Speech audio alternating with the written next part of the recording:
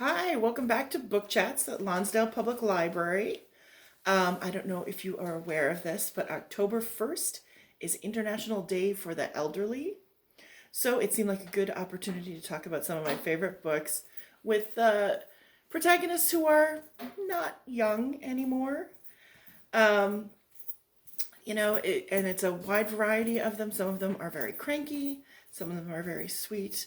But what they all have in common is a lifetime of experiences and stories to tell.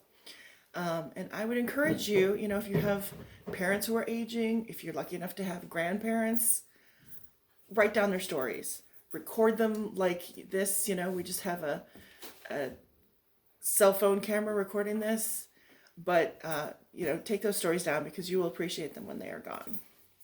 That is my advice to you this week. So we're going to start with The 100-Year-Old Man Who Climbed Out the Window and Disappeared by Jonas Jonasson. If you are not curious by a book with that title, I don't know what's wrong with you. Because, oh my gosh, why did he climb out a window? How did he disappear? So Alan Carlson, he's in a nursing home. He's turning 100, and he doesn't want to have a party. He doesn't want to be in the newspaper.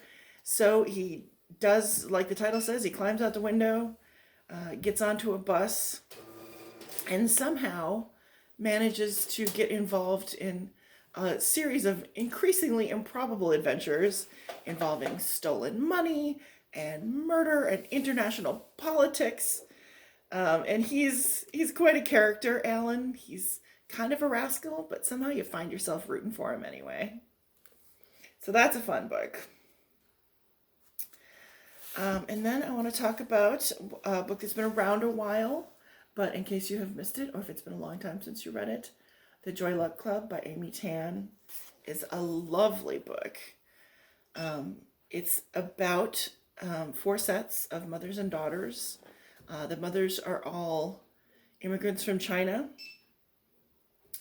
And so Jing Mei has lost her mother, Su Yuan, and she takes her place at the weekly mahjong game that her mother played with her friends. And this sort of leads to everybody telling their stories. So basically the way the book goes is that everybody gets to talk about their relationships. It's all about mothers and daughters. So you hear the stories of the older generation who had, in some cases, some very harrowing tales about getting out of China. And then you hear from the younger generation and how they feel about their mothers and maybe didn't know all of their stories. So I'm sure men can enjoy this book too, but if you are a mother or a daughter, it's going to hit you right here.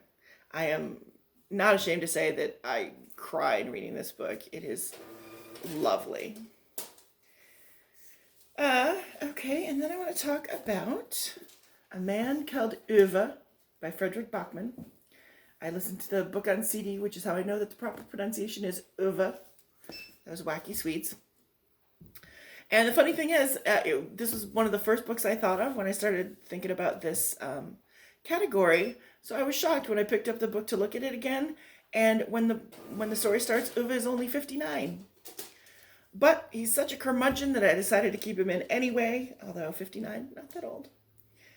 But so Ove is obsessed with policing his neighborhood and making sure that everyone is following all the rules.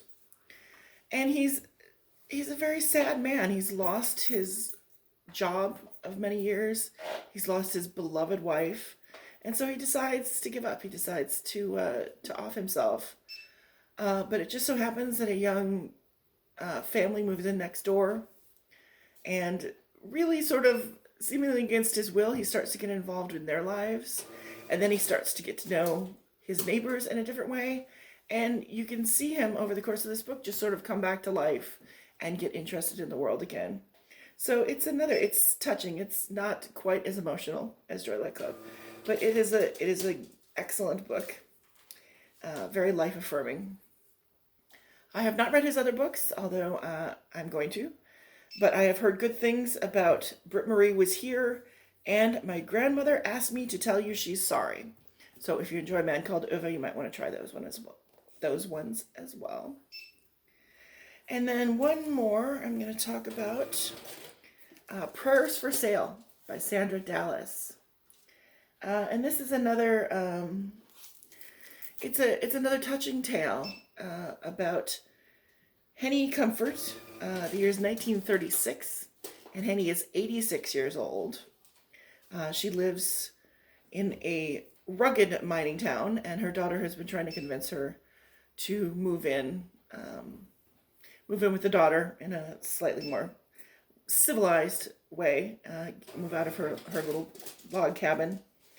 But then Henny meets a 17-year-old newlywed Knit Spindle, who's just arrived in town with her young husband, trying to make their way. And Henny sees herself in this young girl, so she takes her under her wing and introduces her to the town, teaches her how to live in this, not easy place to live, and teaches her how to quilt, which Henny is well known for her amazing quilts.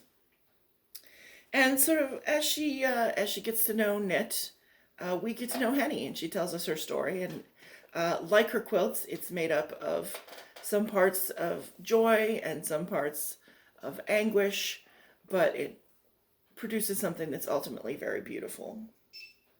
So that's another story to touch your heart. I'm going to mention a couple more because there's a lot of good stories about older people that we're not going to talk about in depth.